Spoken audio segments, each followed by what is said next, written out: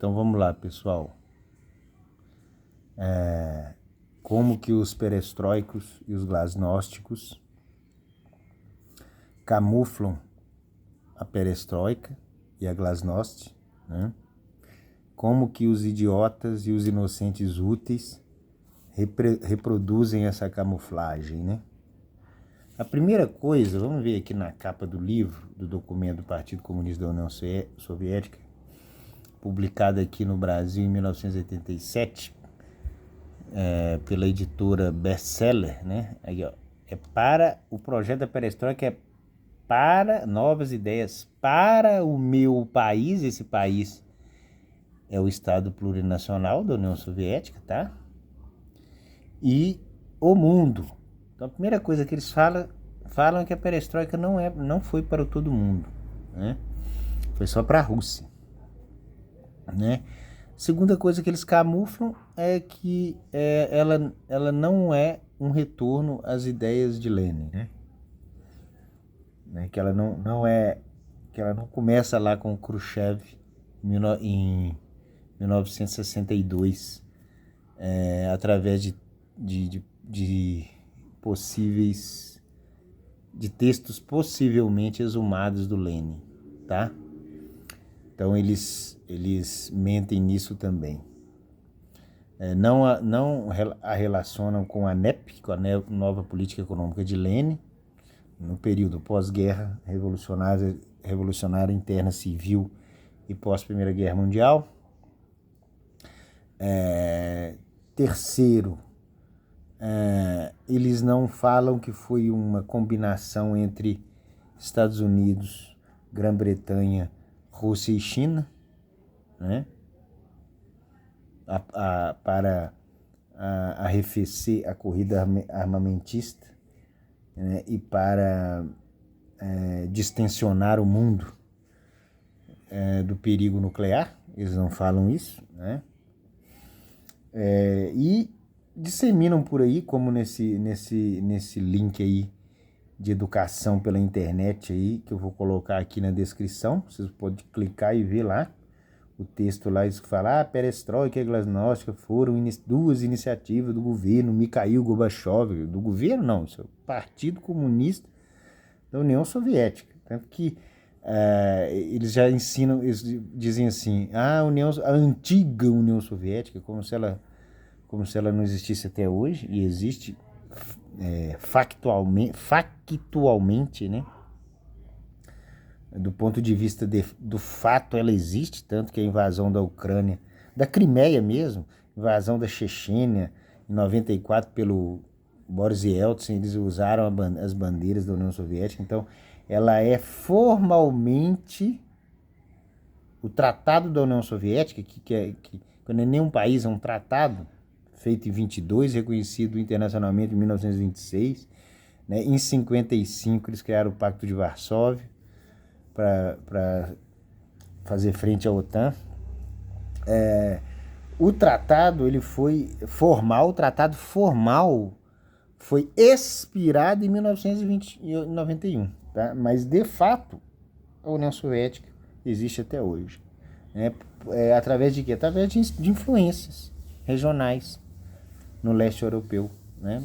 A guerra da Ucrânia é uma prova disso, tá? Guerra da Crimeia, agora a guerra da Ucrânia, né? O pacto da China com a Rússia é muito parecido com o pacto sino-soviético. Em 79, na reaproximação do Gorbachev, na época do Gorbachev, com os chineses, também faz parte da perestroika e da glasnost, dessa abertura para receber financiamento do mundo inteiro, né, do Ocidente. Isso faz parte, é uma estratégia que o Lenin fez também em 1918, que o Stalin fez também para industrializar a Rússia e a União Soviética, né? Quer dizer, isso nada mais que o senso prático, o pragmatismo, a execução ensinada por Engels, de dizer que, né, para você avançar com o socialismo, para criar os impérios socialistas, você precisa desenvolver o capitalismo, né? Aliás, a ideia de capitalismo é uma ideia que nasce das discussões do Proudhon com o Engels. Está lá no, nos textos de apoio suplementares, as correspondências do Engels com o Proudhon, né? Envolvendo Karl Marx também, é só ir lá no livro do Proudhon, Filosofia da Miséria, né? Então, são debates que o Engels, que o Marx, que o Marx também tinha muitos amigos liberais, capitalistas, materialistas capitalistas nos Estados Unidos. Era através de correspondência que eles trocavam ideias, e a ideia de capitalismo foi criada pelos próprios socialistas, né? Como eu já falei, o escritor aí é autor da Agenda Conservadora do Brasil, o Alex Catarino, fez uma live agora há pouco tempo, e ele diz que o Russell Kirk afirma isso, que o capitalismo é inventado pelos próprios socialistas, né? A ideia de capitalismo, quer dizer, a mania de que os bens de capitais é que determinam as relações sociais, etc. e tudo, né?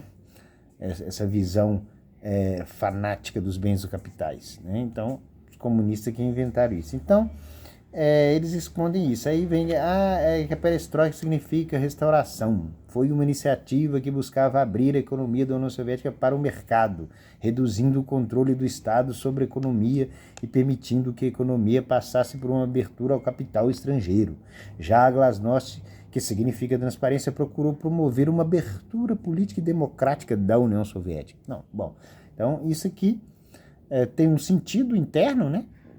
Que isso já começa lá na destalinização, como a gente já explicou, começa com a associação dos escritores profissionais da União Soviética e do Sindicato dos Escritores Proletários da União Soviética, que o Khrushchev dá essa liberdade para esses escritores denunciarem o regime de Stalin, né? Então, a perestroika já é pensada por Khrushchev durante a destalinização a partir de 1956, tá?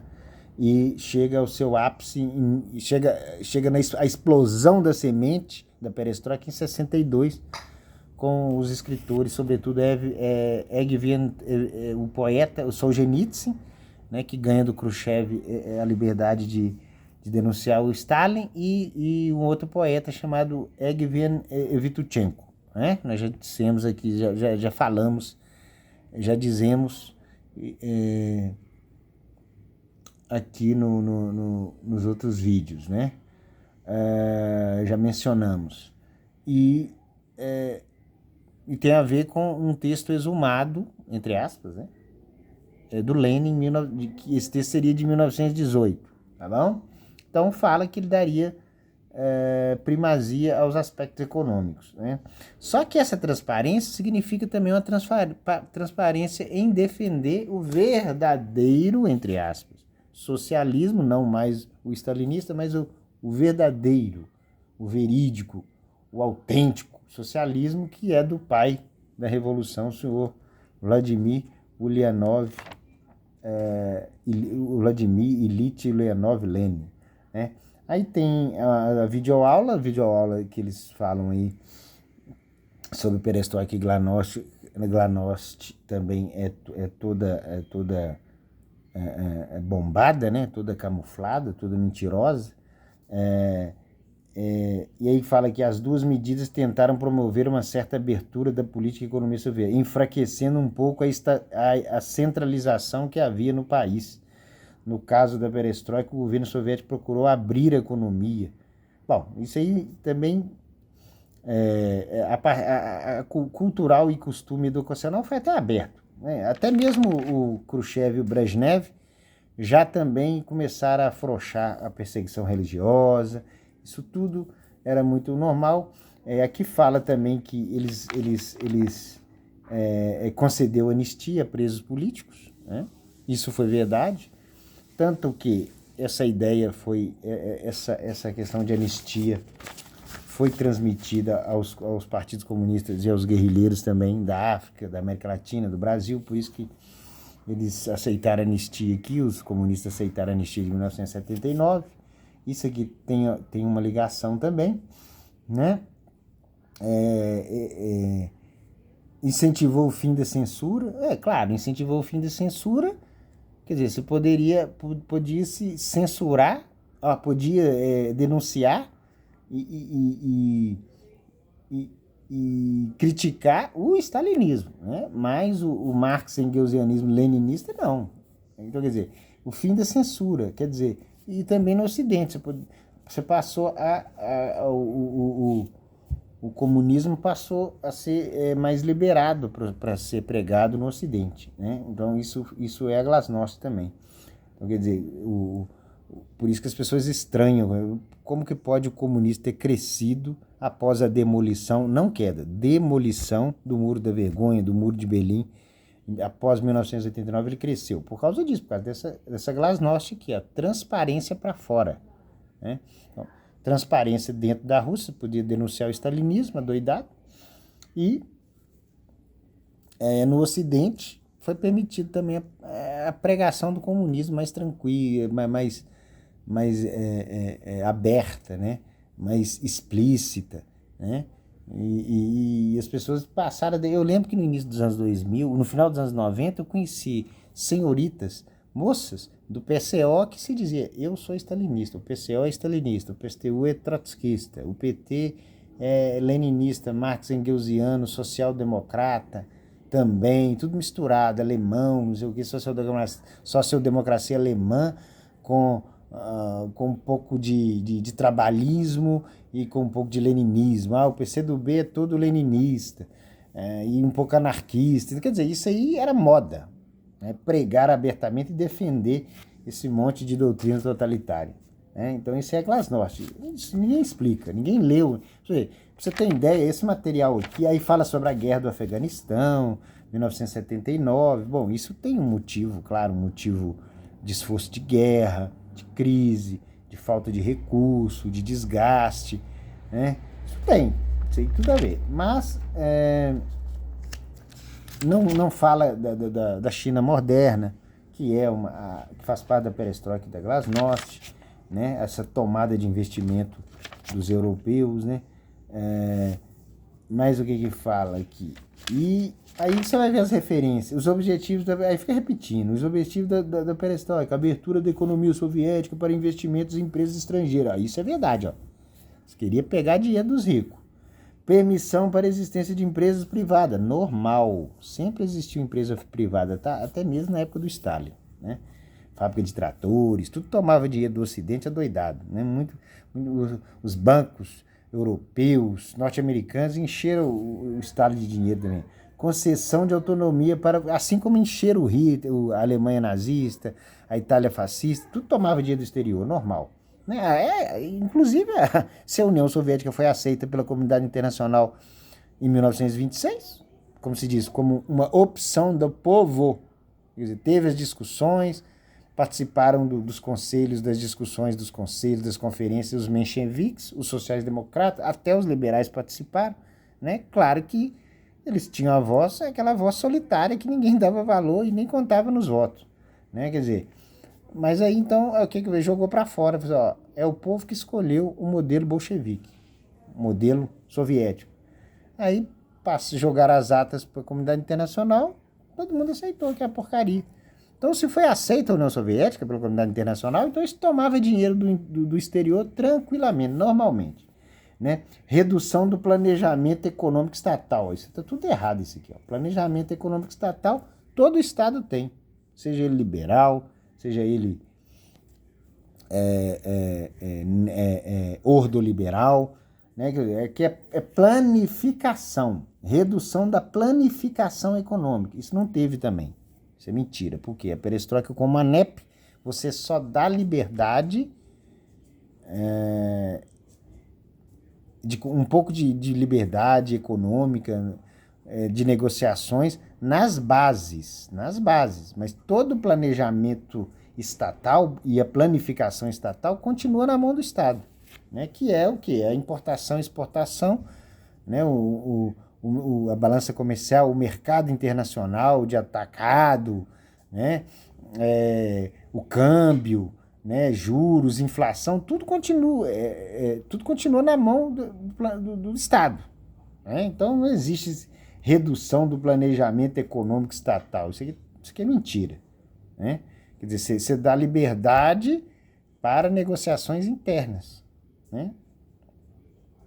Para um comércio interno. Tem até uma frase do Lenin durante a NEP, lá em 1923, que pode enriquecer, deixa as pessoas comerciarem, deixa as pessoas lucrarem, deixa as pessoas fazer negócio, mas em cima, no topo, é o partido bolchevique que manda. Entendeu? Comércio exterior, relação com outras nações, parcerias, blocos econômicos, tinha até a Comecon. Então, quer dizer, isso aí que é mentira, é corte de subsídios do governo a diversas mercadorias. É claro, isso aí o pessoal está quase morrendo de fome. Então, durante a perestroika, o Boris Yeltsin deixou importar alimentos. Isso aí não quer dizer que isso é liberalismo, não, né? Além do campo econômico, Gorbachev promoveu a glasnost, termo que é traduzido como transparência. A glasnost procurou enfraquecer o centralismo democrático herdado do leninismo. Olha que loucura, que mentira. Não é. O centralismo herdado do stalinismo. Aí sim, do leninismo não, pô. Se a perestroika é o retorno ao pai da doutrina, o papai da doutrina soviética, porque o pai da doutrina socialista é o Engels, não é nem o Marx, né? Ideia de que o partido centralizava todas as ações do governo para promover o pluralismo socialista, entre aspas. Aí, ó, pluralismo socialista. Até os perestroika mesmo não acreditam muito em pluralismo socialista. Gorbachev estabeleceu um sutil processo de democratização do governo soviético, abrindo a possibilidade de eleições internas para posições importantes. Isso aqui teve uma briga danada lá, né? Quando você vai ler o diário, tá aqui, ó, do Boris Yeltsin, os rumos da perestroika. O que o Boris Yeltsin discorda disso aqui, do Gorbachev? Formação de quadros e a velocidade da implementação. Tem quase nada de diferente, entendeu? Então, é isso. Aqui, ó. Além disso, ele também incentivou o fim da censura, estabelecendo a liberdade de imprensa e liberdade de expressão. Bom, essa liberdade de imprensa, eu falei, só para criticar os excessos do stalinismo, né? Mas eu vou te perguntar aqui e o resto aqui, e para defender o retorno do Lenin. Tanto que nesse documento aqui assinado pelo Gorbachev, do Partido Comunista da União Soviética, ele critica o que ele chama de escolástica, que para ele é o pensamento liberal ocidental, tanto na economia quanto o pensamento mais conservador cristão. Aí eles falam que é um pensamento muito arcaico, que não tem criatividade nenhuma, né? Muito inferior à genialidade do nosso papai Lenin, entendeu? Então, isso aqui é tudo mentira também, tá errado isso aqui, né? Aí, para começar, consequências da perestroika. A perestroika e a glasnost foram implantadas por Gorbachev, visando reformar e reestruturar o regime soviético para permitir que ele saísse da crise política, econômica e social em que estava inserido, dando força ao regime. Então, quer dizer, regime soviético. Entretanto, as reformas não foram suficientes para tirar a União Soviética dessa posição. Não foi. É claro que foi boa.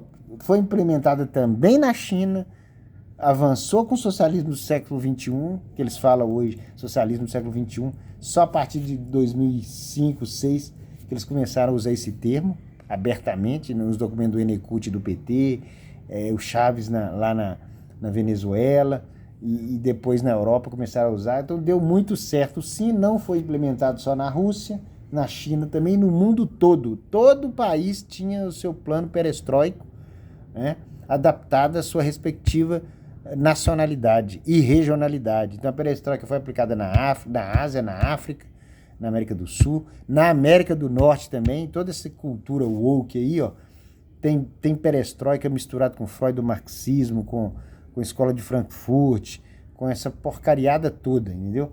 Porque toda essa porcariada de fragilização da juventude através de entorpecentes, de cultura woke, tudo isso foi programado pela escola de Frankfurt a partir de 56, no início da destalinização. Em 68 vem essa exumação dos textos de Lenin, você ver, em 59, de 56 a 62, aconteceu a Revolução Cubana de 59. A Revolução Cubana de 59 já é resultado da perestroika. Em 82, para você entender, tentaram invadir a calha norte aqui, através do presidente do Equador, que estava sob comando do Brezhnev. Então, assim, deu muito certo. A perestroika arregaçou com os Estados Unidos, rebentou com a América do Sul, com a África mais ainda, deu certo na China, na Rússia, entendeu? Você vê que mesmo depois, ela deu tanto certo, que agora eles nem precisam mais falar mal do stalinismo. O próprio Vladimir Putin reergueu a estátua do Stalin lá na Rússia, né? E o stalinismo, uma célula do stalinismo, que é a direita soviética, ainda é forte, ainda, não só na Rússia, como no Brasil inteiro. Entendeu?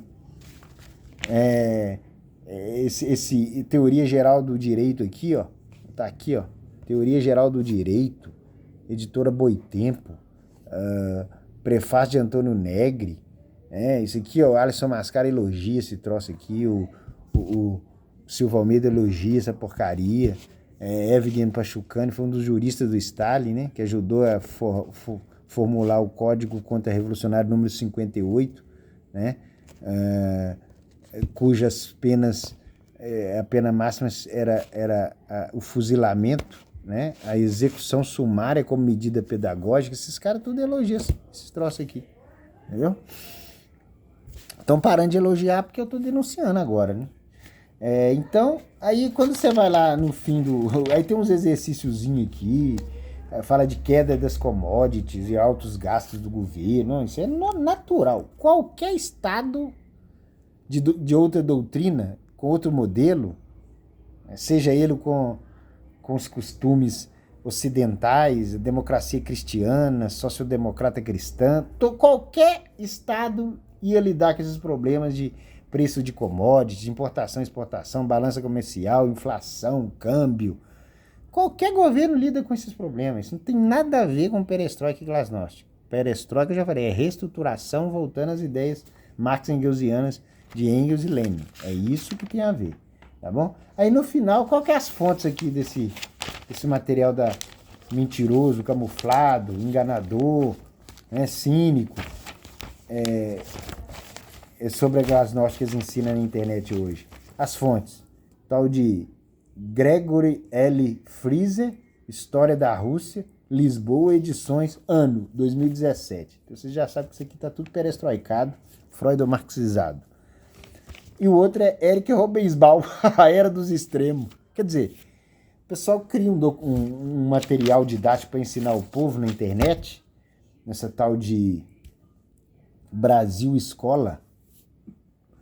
E o próprio documento da perestroika eles não colocam como referência. Não consulta o próprio documento. E nem o segundo documento que critica. Compreende? Então, assim, tem condição um negócio desse? Então, isso aqui tem que ser falado logo. Isso aqui tem que ser. Esse vídeo aqui, eu não ligo muito para esse trem de curtida, compartilhar, comentar. Eu não ligo, não quero fama, não quero aparecer, não quero crédito, não quero mérito. O que eu quero é a responsabilidade civil. Eu respondo porque eu estou fazendo, civilmente, entendeu? Responsabilidade como compatriota brasileiro e defensor dos verdadeiros direitos humanos pela doutrina justnaturalista, tá? Cujos princípios são a reta razão, a consciência humana e a boa-fé. Boa-fé é objetivo e subjetivo, tá? Não é esses direitos aí, direitos humanos histórico-marxista, leninista, dessa ONG chamada Nova América, que fundada em 1991, não, tá bom? Então, tá feito aí, gente, esse vídeo aí, como a perestroika e a glasnost foram maquiadas, camufladas, entendeu? E como os idiotas e os inocentes úteis reproduzem a desinformação, a falsa informação e as falsidades e os enganos sobre a perestroika e a glasnost, tá bom? Tá dando 25 minutos de vídeo, vou encerrar, fiquem com Deus, que Deus e a pátria nos protejam. Olavo Bilac. Até mais.